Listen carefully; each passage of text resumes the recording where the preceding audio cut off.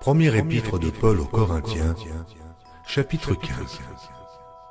Je vous rappelle, frères, l'évangile que je vous ai annoncé, que vous avez reçu, dans lequel vous avez persévéré, et par lequel vous êtes sauvés. Si vous le retenez tel que je vous l'ai annoncé, autrement, vous auriez cru en vain. Je vous ai enseigné avant tout, comme je l'avais aussi reçu, que Christ est mort pour nos péchés, selon les Écritures, qu'il a été enseveli et qu'il est ressuscité le troisième jour, selon les Écritures, et qu'il est apparu à ses faces, puis aux 12. Ensuite, il est apparu à plus de 500 frères à la fois, dont la plupart sont encore vivants, et dont quelques-uns sont morts. Ensuite, il est apparu à Jacques, puis à tous les apôtres. Après eux tous, il m'est aussi apparu à moi, comme à l'avorton, car je suis le moindre des apôtres.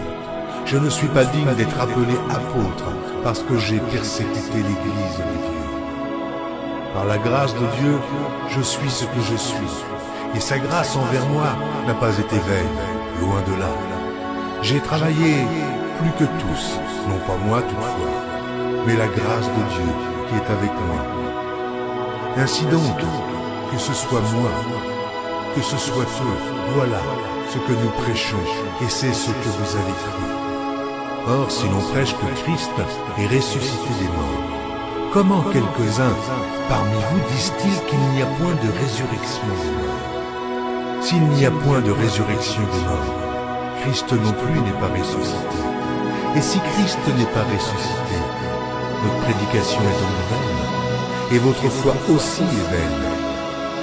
Il se trouve même que nous sommes de faux témoins à l'égard de Dieu, puisque nous avons témoigné contre Dieu qu'il a ressuscité Christ, tandis qu'il ne l'aurait pas ressuscité si les morts ne ressuscitent point. Car si les morts ne ressuscitent point, Christ non plus n'est pas ressuscité. Et si Christ n'est pas ressuscité, votre foi est vaine. Vous êtes encore dans vos péchés, et par conséquent, aussi ceux qui sont morts en Christ sont perdus. Si c'est dans cette vie seulement que nous espérons en Christ, nous sommes les plus malheureux de tous les hommes. Mais maintenant, Christ est ressuscité des morts. Il est les prémices de ceux qui sont morts. Car puisque la mort est venue par un homme, c'est aussi par un homme qu'est venue la résurrection des morts. Et comme tous meurent en Adam, de même aussi, tous revivront en Christ, mais chacun en son rang. Christ comme prémisse, puis ceux qui appartiennent à Christ lors de son avènement. Ensuite viendra la fin, quand il remettra le royaume à celui qui est Dieu et Père, après avoir détruit toute domination, toute autorité et toute puissance. Car il faut qu'il règne, jusqu'à ce qu'il ait mis tous les ennemis sous ses pieds. Dieu, en effet, a tout mis sous ses pieds. Mais lorsqu'il dit que tout lui a été soumis, il est évident que celui qui lui a soumis toutes choses est excepté. Et lorsque toutes choses lui auront été soumises, alors le Fils lui-même sera soumis à celui qui lui a soumis toutes choses, afin que Dieu soit tout en tous. Autrement, que feraient ceux qui se font baptiser pour les morts, si les morts ne ressuscitent absolument pas? Pourquoi se font-ils baptiser pour eux? Et nous, pourquoi sommes-nous à toute heure en péril? Chaque jour, je suis exposé à la mort. Je l'atteste, frères, par la gloire dont vous êtes pour moi le sujet en Jésus-Christ notre Seigneur. Si c'est dans des vues humaines que j'ai combattu contre les bêtes à Éphèse, quel avantage m'en revient-il? Si les morts ne ressuscitent pas, Mangeons et buvons, car demain nous mourrons. Ne vous y trompez pas, les mauvaises compagnies corrompent les bonnes mœurs. Revenez à vous-même comme il est convenable et ne péchez point. Car quelques-uns ne connaissent pas Dieu, je le dis à votre honte. Mais quelqu'un dira, comment les morts ressuscitent-ils et avec quel corps reviennent-ils? Insensé, ce que tu sèmes ne reprend point vie s'il ne meurt. Et ce que tu sèmes, ce n'est pas le corps qui naîtra. C'est un simple grain de blé peut-être, ou quelque autre semence. Puis Dieu lui donne un corps comme il lui plaît, et à chaque semence, il donne un corps qui lui est propre. Toute chair n'est pas la même chair, mais autre est la chair des hommes, autre celle des quadrupèdes, autre celle des oiseaux, autre celle des poissons. Il y a aussi des corps célestes et des corps terrestres. Autre est l'éclat du soleil, autre l'éclat de la lune, et autre l'éclat des étoiles. Même une étoile diffère en l'éclat d'une autre étoile. Ainsi en est-il de la résurrection des morts. Le corps est semé corruptible, il ressuscite incorruptible. Il est semé méprisable, il ressuscite glorieux. Il est semé infirme, il ressuscite plein de force. Il est semé corps animal, il ressuscite corps spirituel. S'il y a un corps animal, il y a aussi un corps spirituel. C'est pourquoi il est écrit, le premier homme, Adam, devint une âme vivante. Le dernier Adam est devenu un esprit vivifiant. Mais ce qui est spirituel n'est pas le premier. C'est ce qui est animal. Ce qui est spirituel vient ensuite. Le premier homme tiré de la terre est terrestre. Le second homme est du ciel. Tel est le terrestre. Tels sont aussi les terrestres. Et tel est le céleste. Tels sont aussi les célestes. Et de même que nous avons porté l'image du terrestre, nous porterons aussi l'image du céleste. Ce que je dis, frère, c'est que la chair et le sang ne peuvent hériter le royaume de Dieu, et que la corruption n'hérite pas l'incorruptibilité.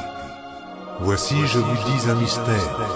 Nous ne mourrons pas tous, mais tous nous serons changés, en un instant, en un clin d'œil, à la dernière trompette.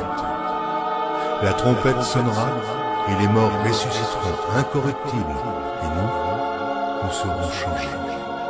Car il faut que ce corps corruptible revête l'incorruptibilité, et que ce corps mortel revête l'immortalité. Lorsque ce corps corruptible aura revêtu l'incorruptibilité, et que ce corps mortel aura revêtu l'immortalité, alors s'accomplira la parole qui est écrite, la mort a été engloutie dans la victoire. Ô mort, où est ta victoire? Ô mort, où est ton aiguillon? L'aiguillon de la mort, c'est le péché, et la puissance du péché, c'est la loi. Mais grâce soit rendue à Dieu, qui nous donne la victoire par notre Seigneur Jésus-Christ. Ainsi, mes frères bien-aimés, soyez fermes, inébranlables, travaillant de mieux en mieux à l'œuvre du Seigneur, sachant que votre travail ne sera pas vain dans le Seigneur.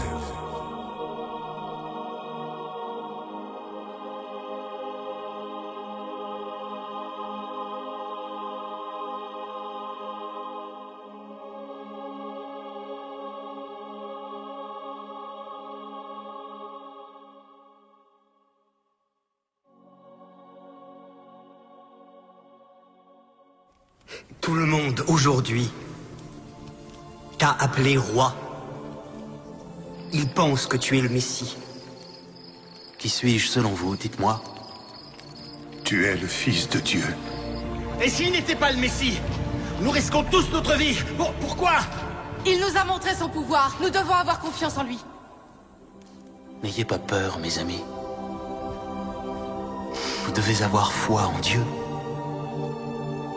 Vous devez avoir foi en moi. Vous savez où je vais.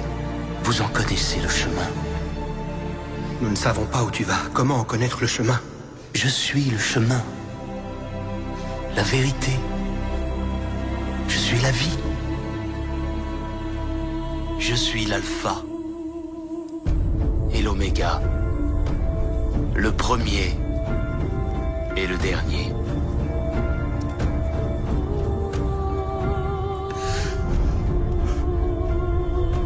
Le commencement et la fin. Seigneur, je m'attendais à voir venir la mort. Il n'y aura plus ni mort, ni deuil, ni cri, ni douleur. Je renouvelle toutes choses. Oui. Je viens bientôt. Puisse le Seigneur accorder sa grâce au peuple de Dieu, à tous les hommes. Amen.